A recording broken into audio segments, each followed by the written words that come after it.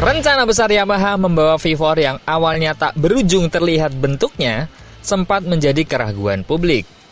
Karena penasaran para pecinta MotoGP tak kunjung terjawab, bahkan sempat tersebar penilaian bahwa proyek V4 Yamaha ini hanya gimmick untuk menarik MotoGP ataupun untuk tetap membuat Yamaha menjadi headline di tengah semakin gilanya Ducati di tangan Marc Marquez. Namun, kini Yamaha memberikan respon yang menjelaskan kapan peluncuran motornya itu. Bahkan tanggal digunakannya balapan dan siapa pembalapnya sudah dirilis. Dan juga ada berita dari Honda yang siap all out untuk awal musim baru nanti. Dan menjadi penantang gelar Ducati, namun Ducati juga tak akan begitu saja mudah menyerah dengan memiliki pembalap sekaliber Marc Marquez. Makin seru harusnya nih. Seperti apa lengkapnya, kita bahas.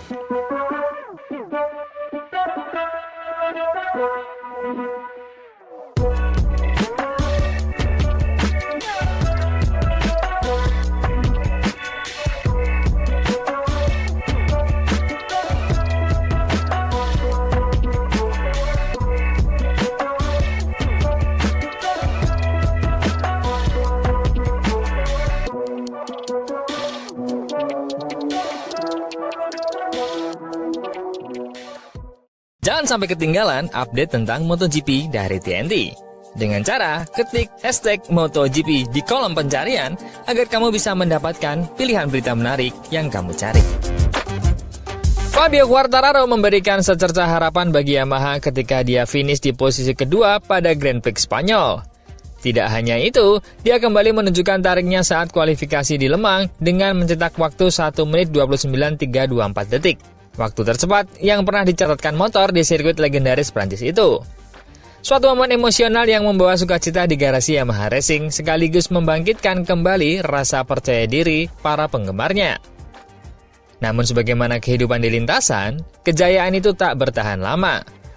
Di balapan sprint Le Mans yang hanya berlangsung 13 putaran, Quartararo harus mengakui keunggulan Marc Marquez dan sang adik Alex Marquez dan bahkan pendatang baru Fermin Aldeguer.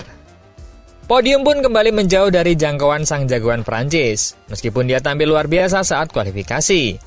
Kecepatan satu putaran yang impresif tidak mampu menutupi kekurangan mendasar dari Yamaha M1 ini. Motor itu masih kalah bersaing dengan kondisi race penuh. Hal ini semakin diperjelas dengan performa rekan setimnya, Alex Rins, yang finish ke-8 dengan selisih setengah detik dari putaran tercepat Quartararo. Performanya tidak buruk, namun tidak cukup untuk tim sekelas Yamaha. Situasi ini menjadi sinyal tegas bahwa Yamaha tidak bisa hanya bertumpu pada pengembangan M1 dengan mesin 4 silinder segaris. Pergeseran ke konsep motor V4 menjadi keharusan. Paolo Pavesio, direktur olahraga Yamaha dan penerus Lin Harvis pun mengonfirmasi bahwa proyek motor baru dengan konfigurasi mesin V4 sedang berjalan dengan intensitas tinggi. Kami tidak sekedar mengubah mesin. Ini adalah proyek sepeda motor yang benar-benar baru. Kami sedang mempersiapkan untuk benar-benar siap balapan, ujar Pavesio kepada Speedweek. Kami juga sedang mencari keseimbangan performa untuk kompetisi. Setelah itu, barulah kami bisa membandingkan secara langsung dengan motor yang ada saat ini. Pavesio sudah menegaskan niat Yamaha untuk segera melakukan debut wildcard di musim ini. Meskipun demikian, dia menutup kemungkinan debut V4 sebelum libur musim panas. Kami ingin wildcard sesegera mungkin. Tapi saya pastikan motor V4 tidak akan turun balapan sebelum liburan musim panas. Harapan kami, uji coba balap bisa dilakukan segera setelah liburan tersebut. Untuk mendukung pengembangan motor V4 ini, Yamaha menggandeng 3 nama penting sebagai pembalap penguji, Augusto Fernandez, Cal Crutchlow, dan juga Andrea Dovizioso. Fernandez, yang juga sedang dalam masa transisi sebagai pembalap muda berbakat, dipercaya untuk menangani fase awal pengembangan dan bahkan berpeluang menjadi pembalap wildcard pertama dengan motor V4. Augusto menerima tanggung jawab ini dengan baik. Dia paham betapa pentingnya perannya dalam proyek ini. Ia adalah pembalap kelima kami, dan kami ingin terus melibatkan dia sebagai pembalap uji dan cadangan setelah tahun 2025, jelas Pavesio. Yamaha juga membuka kemungkinan untuk melakukan perbandingan performa langsung antara motor V4 dan motor M1 di ajang resmi, tepatnya pada Grand Prix Misano yang akan digelar 14-16 September mendatang. Menurut rencana, Augusto Fernandez akan tampil sebagai wildcard dengan motor V4 di sana. Kembali ke kisah pasang surut di Le Mans dan juga lanjut ke Misano, Le Mans menjadi momen campur aduk bagi Yamaha. Pada hari Sabtu, harapan melonjak saat Quartararo merebut pole position dan Rins menempati posisi solid. Namun semua itu sirna di hari Minggu, dan harapan publik tuan rumah berakhir dramatis ketika Quartararo harus out di gravel tepat di depan tribun utama. Di sprint race, Quartararo finish keempat dan Rins ke-8. Sementara dua pembalap pramak Yamaha, Jack Miller dan Miguel Oliveira, menyudahi sprint di posisi 11 dan juga 20. Lebih buruk lagi, di balapan utama hari Minggu, Yamaha hanya mampu mengamankan 4 poin dari Rins. Selebihnya, motor-motor M2 berserakan di lintasan basah. Namun tak ada waktu untuk bersedih terlalu lama. Setelah drama di Le Mans, tim pabrikan Yamaha langsung bersiap menuju Misano, Italia untuk melanjutkan program pengujian padat mereka. Meskipun proyek V4 tengah digarap, Yamaha telah fokus menyempurnakan M1 yang ada untuk saat ini. Program pengembangan intensif berlangsung di sela-sela kalender padat MotoGP, termasuk sesi uji coba resmi dan private. Fabio Quartararo bahkan sempat mengakui betapa beratnya paruh pertama musim ini bagi Yamaha. Mulai dari Jerez sampai jeda musim panas, kita akan balapan hampir tiap pekan. Di antaranya juga ada uji coba resmi dan privat. Saya rasa akan ada 6 atau 7 hari tes di luar kalender balap. Salah satunya tes privat yang penting adalah sesi 2 hari di Misano, di mana Quartararo tak hanya mempersiapkan diri untuk GP Inggris tanggal 23-25 Mei nanti, tapi juga mulai fokus pada GP Misano pasca libur musim panas. Yang menarik, di sesi ini, tim pramak Yamaha tidak ikut serta, memperjelas bahwa tanggung jawab utama pengembangan saat ini berada di pundak tim pabrikan. Jika performa positif seperti di Jerez kembali terulang, Yamaha berpotensi keluar dari zona konsesi terbawah. Berdasarkan aturan baru, jika pabrikan berhasil mengumpulkan hasil kompetitif, mereka dapat naik tingkat dari status konsesi level 4. Ini akan mengurangi jatah wildcard mereka dari 6 menjadi 3. Namun, memberikan indikasi bahwa pengembangan berjalan ke arah yang lebih baik. Saya akan sangat senang jika kami sampai pada titik itu, kata Fabrizio. Tujuan utama kami adalah keluar dari konsesi secepat mungkin. Jika kami kehilangan wildcard karena naik peringkat, itu artinya kami berada di jalur yang benar. Kini, proyek V4 menjadi titik tumbuh harapan baru bagi Yamaha. Dengan kombinasi pembalap penguji, berpengalaman, dan muda, ditambah komitmen besar dari manajemen. Yamaha tampaknya siap menghadapi masa depan yang lebih agresif, sekaligus tidak meninggalkan fondasi yang sudah dibangun selama bertahun-tahun melalui M1.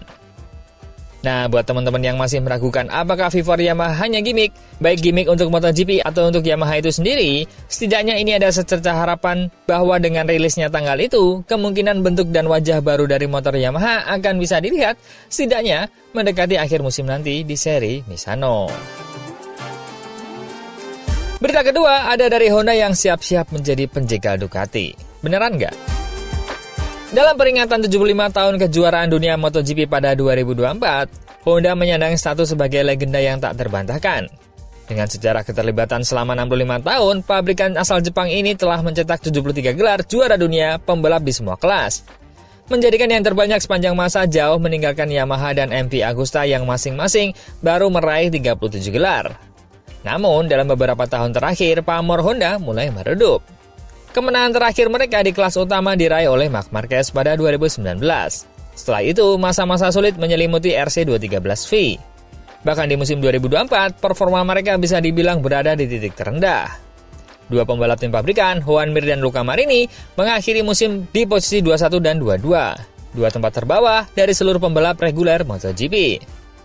Situasi ini kontras dengan citra Honda sebagai produsen motor terbesar di dunia dan raksasa di arena balap. Ketertinggalan dari rival seperti Ducati menjadi pukulan berat, yang akhirnya mendorong Honda melakukan restrukturisasi besar-besaran. Hasil awal dari reformasi ini sudah mulai terlihat. Dalam 6 seri pembuka MotoGP 2025, motor Honda menunjukkan peningkatan signifikan.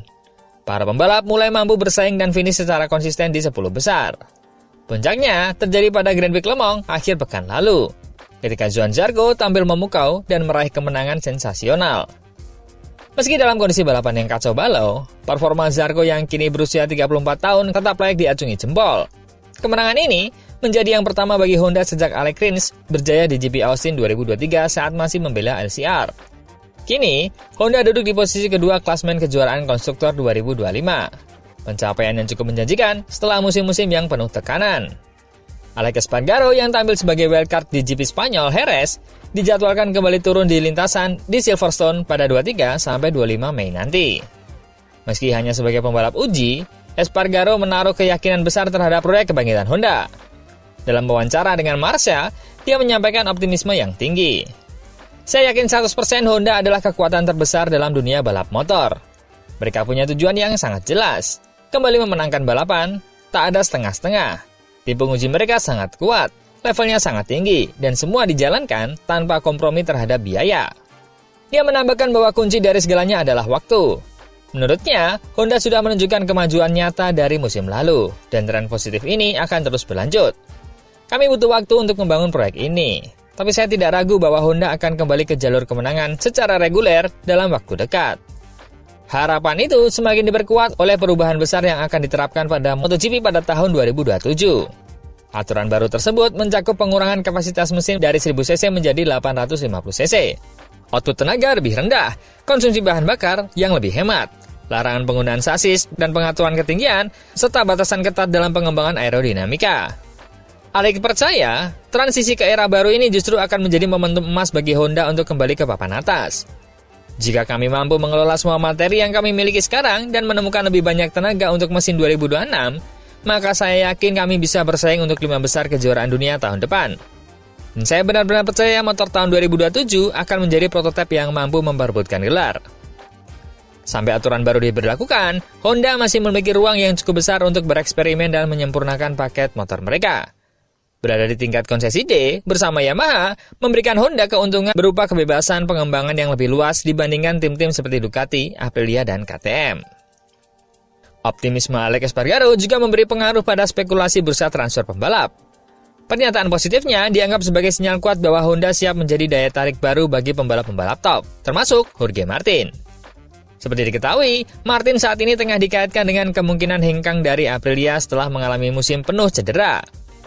HRC kerap disebut-sebut siap menawarkan dukungan finansial dan teknis besar-besaran, berupaya memikat sang juara dunia 2024 ke dalam proyek ambisius mereka. Jika Jorge Martin benar-benar menerima tawaran Honda, bukan tak mungkin dia akan menjadi jantung dari revolusi kebangkitan pabrikan berlogo sayap ini. Dengan fondasi pengembangan yang kuat, tim penguji berpengalaman, dan arah regulasi yang lebih seimbang, Honda tampaknya tengah mempersiapkan dirinya untuk satu hal, merebut kembali tahta kejayaan di MotoGP. Dan berita ketiga, ada dari Ducati. Akhir pekan MotoGP di Le Mans menjadi panggung gemilang bagi Marc Marquez, di saat para rival utamanya di kejuaraan dunia terpeleset dan kehilangan poin. Sang juara dunia 8 kali justru menunjukkan kelasnya. Dengan kombinasi strategi yang cerdas, ketenangan, dan pengalaman, Marquez tampil luar biasa di tengah kekacauan yang mewarnai balapan hari Minggu. Sementara dua pesaing utamanya, Alex Marquez dan Pecco Bagnaia pulang tanpa poin dari Grand Prix Prancis, Marquez berhasil mengantongi total 32 poin. Dia menjuarai sprint race dan finish di posisi kedua dalam balapan utama. Hasil ini membuatnya memperlebar keunggulan di klasemen sementara kejuaraan dunia menjadi 22 poin. Sebuah pencapaian krusial yang memperkuat posisi di puncak. Saat melintasi garis finish di GP Prancis, Marquez mengepalkan tangan dengan penuh semangat. Ekspresi kepuasan atas performa luar biasa di akhir pekan yang sulit diprediksi. CEO Ducati Corse, Gigi D'Aligna pun tak bisa menyembunyikan kekagumannya terhadap performa pembalap andalannya tersebut. Itu balapan yang tidak mudah diceritakan, benar-benar kacau. Situasinya menjadi semakin rumit ketika Anda harus mempertimbangkan klasemen keseluruhan. Karena itulah saya menilai performa Marc Marquez sangat luar biasa. Karena dia tidak mengambil resiko yang tidak perlu, tulis D'Aligna dalam unggahan LinkedIn-nya. Pria berusia 58 tahun itu memuji pendekatan Marquez yang tetap tenang di tengah kekacauan. Menurutnya, Marquez tampil seperti seorang juara sejati, menguasai situasi sulit dan keluar dengan hasil yang maksimal. Apalagi, pesaing langsungnya mengalami nasib buruk, kecelakaan, dan kehilangan poin. Hari Minggu itu sangat menguntungkan baginya.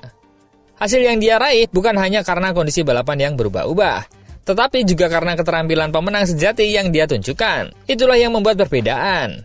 Namun, di balik sorotan terhadap Marquez, akhir pekan di Le Mans menjadi mimpi buruk bagi juara bertahan MotoGP Pecco Bagnaia. 0 poin dari sprint race maupun Grand Prix utama menjadi pukulan besar bagi sang pembalap Ducati. Menurut Gigi D'Aligna, hasil buruk Pecco bukan sepenuhnya kesalahannya. Insiden yang melibatkan Enea Bastian ini di awal balapan menjadi penyebab utama. Bagnaia sejatinya memilih strategi yang tepat. Ia adalah salah satu dari sedikit pembalap yang tidak mengganti motor sebelum balapan dimulai kembali, sehingga terbebas dari penalti long lap ganda. Namun, kecelakaan yang tak dapat dihindari merusak semua rencana. Itu kekecewaan besar bagi Pecco. Terutama karena dengan strateginya, dia mungkin akan menjadi salah satu yang tercepat. Kecelakaan itu jelas bukan kesalahannya. Dia mengakui bahwa akhir pekan Banaya dimulai dengan sangat menjanjikan. Namun segalanya berubah drastis pada hari Minggu.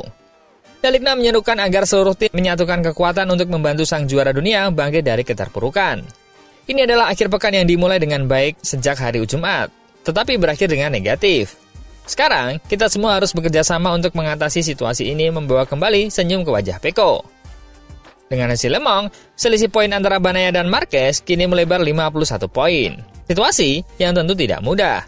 Tetapi juga belum sepenuhnya tertutup bagi sang juara bertahan.